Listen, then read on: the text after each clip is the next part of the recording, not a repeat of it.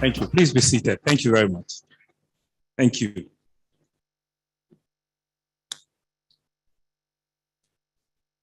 You know, at events like this, I'm indeed very thrilled with the tradition of the Igbo land. I know too well that the Kola North does not speak English. You'll have to put it in local dialect, and it's the first thing that is customary in a tradition and in a culture that I believe has come to stay and it will outlive all of us. Please give a round of applause for the leadership and the elders that are in the house this evening.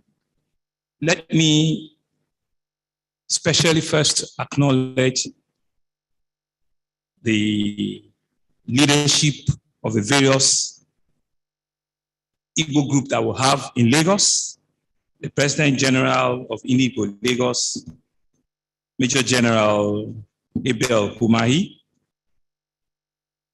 I want to also acknowledge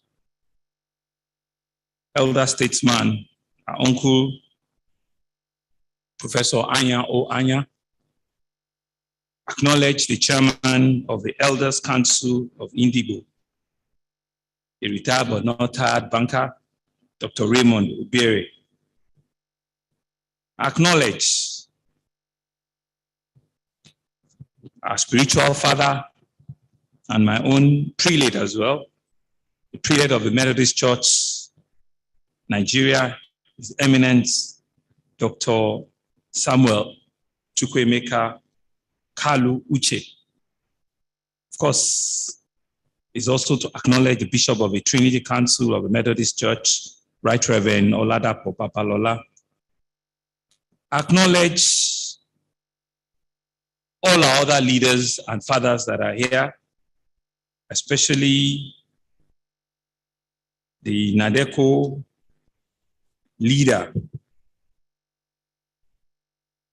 one of us, and a man that takes no nonsense from anybody, Chief Ayo Opadokun. He knows why I'm saying that.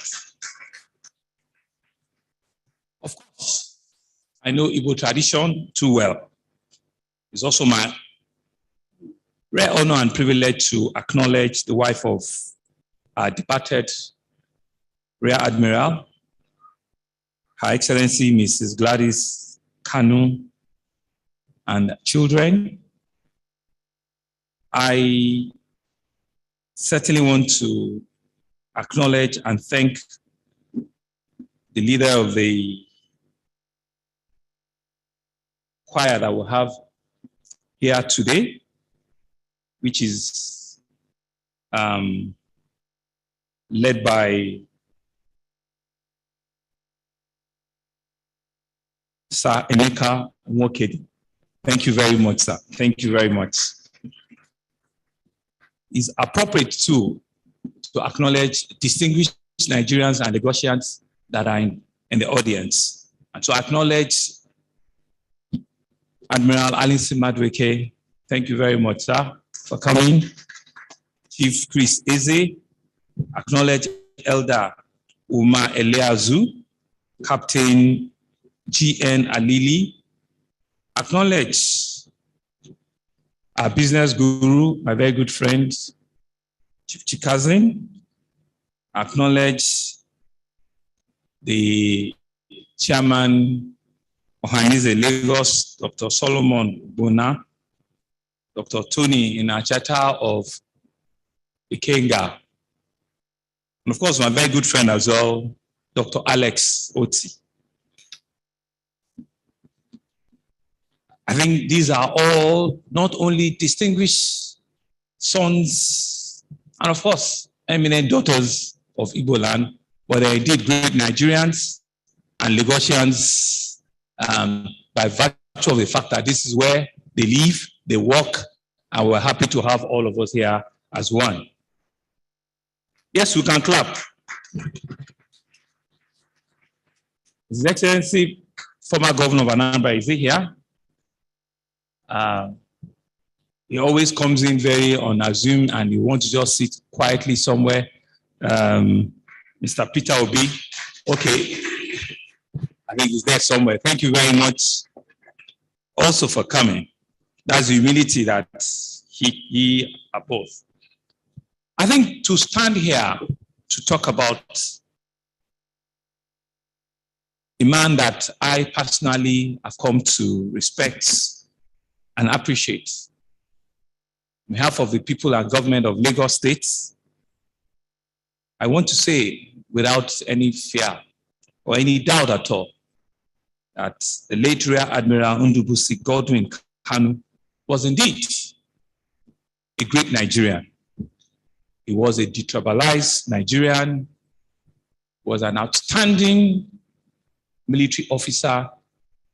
He was a raw gentleman and an enviable admiral, a Lagosian to the core, a man that truly knows how to build bridges, a man that holds everybody's hand across the Niger, a man that truly believes in the narrative called Nigeria, a man that I believe is also a true father to his children, a loving husband, and a man that all of us have come to acknowledge and respect as an outstanding individual, Rear Admiral Ndubuisi Kanu. We know his story too well. How he started with a humble beginning, but more importantly, he created a first in his lifetime. He was the first Igbo man at that time that sat at the Supreme Military Council when General Murtala Mohammed was head of state. And he distinguished himself very quickly. That was why they could push him and ask him to go and be the governor of the very big Imo state there. It's not the Tantala Imo state that we have now. It was a big Imo state.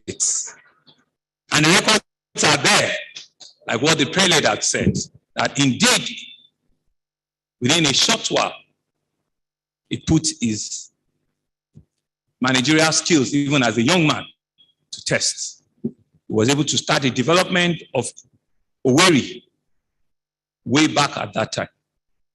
And I imagine that it was because of a sterling performance that they said that what is happening in Imo cannot remain in Imo. Come to the center of excellence.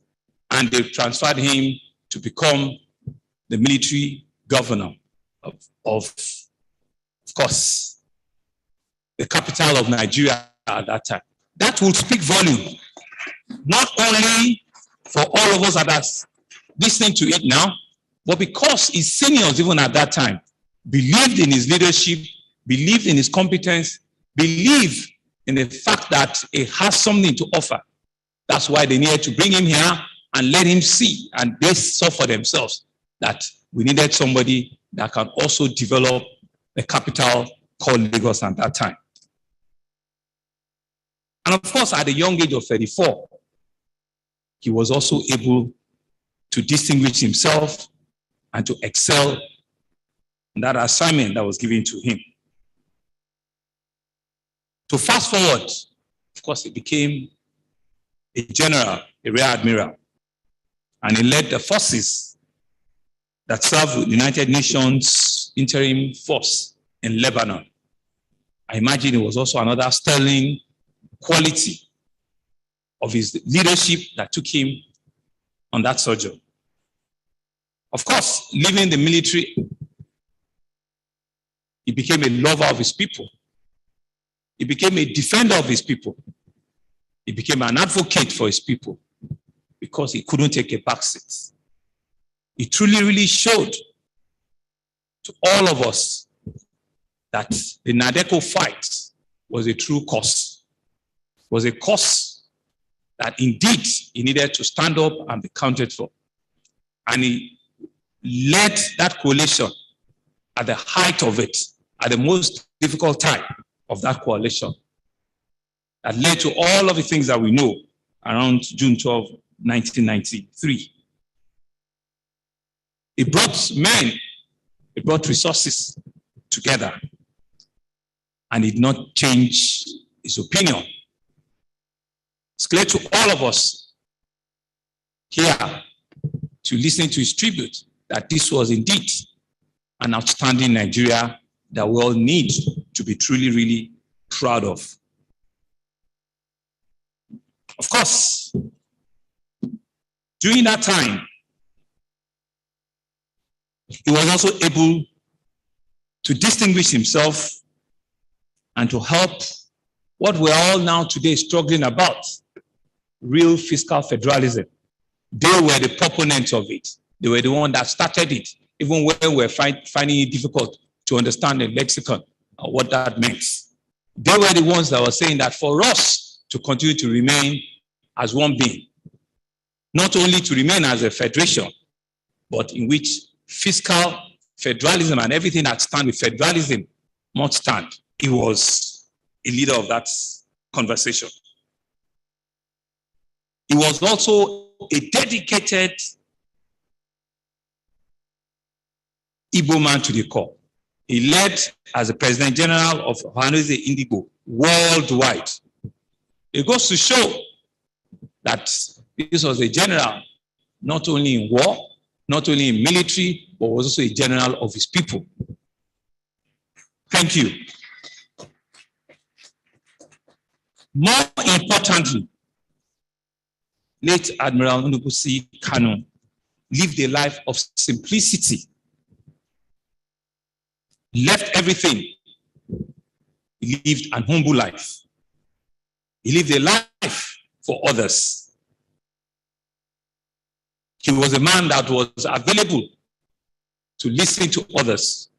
He was a man that was able to bear other people's pain. On 2 occasions, he had been to my office, even with less than 3 years, and given the time that he has passed on, to advise me, to counsel me, and to say to me that that seat is transient. Do the best you can do for your people. I remember those words, and the words that I've held so very strong with me up until today.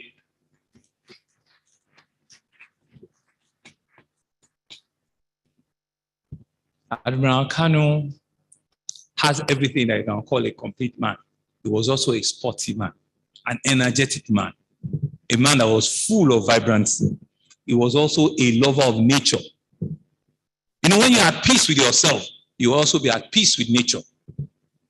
And no wonder he called his home, his village home, the best place in the whole world. You know him because he was a man of nature. He was a man that was at peace with himself.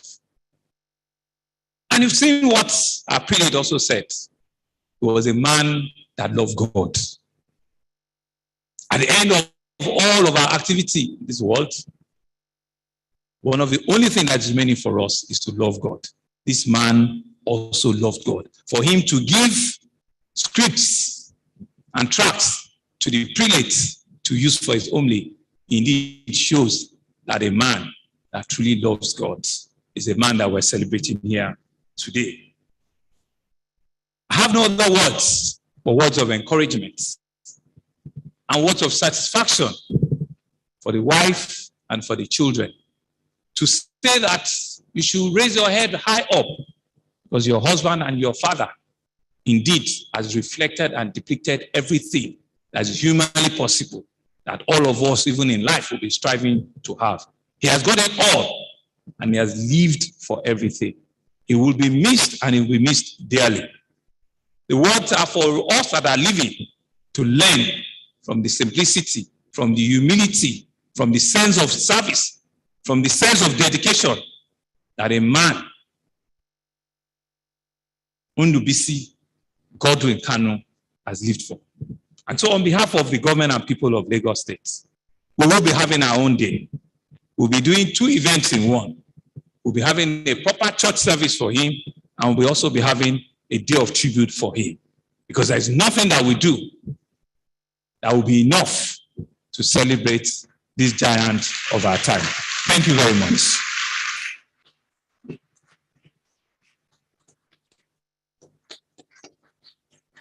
Thank you, Mr. Governor. One thing we almost know here is that